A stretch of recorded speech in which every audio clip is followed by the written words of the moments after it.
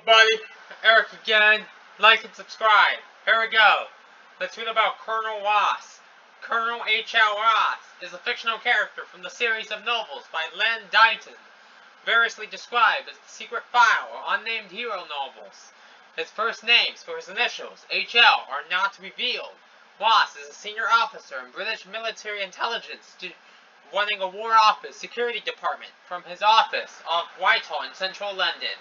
The character is introduced in the IP Swiss file, leading efforts to recover missing scientists and ultimately expose a traitor in British intelligence.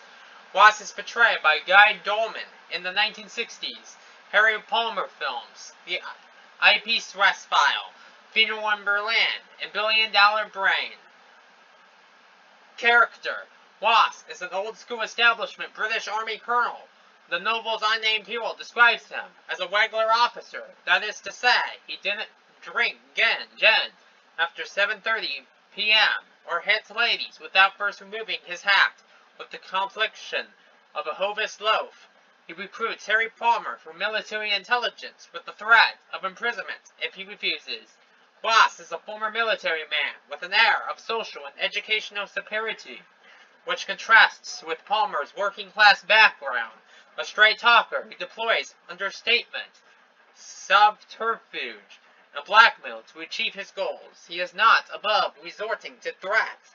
He was a quiet intellect, happy to work within the strict departmental limitations imposed upon him, and according to some, Ross was military intelligence.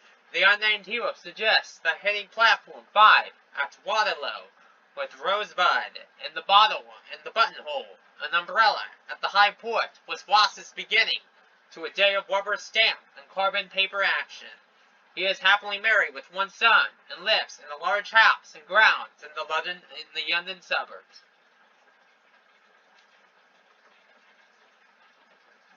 Film portrayal.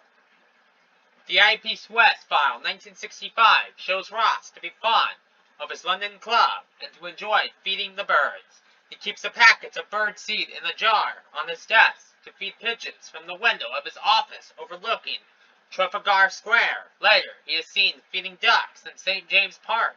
Ross claims to possess a sense of humor.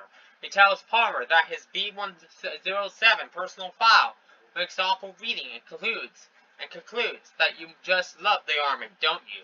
In Funeral in Berlin, 1966, Ross is shown to be a kindergartner, briefing Palmer while tackling a large thistle patch in his Sperling garden. I like weeds, he tells Palmer rather pointedly.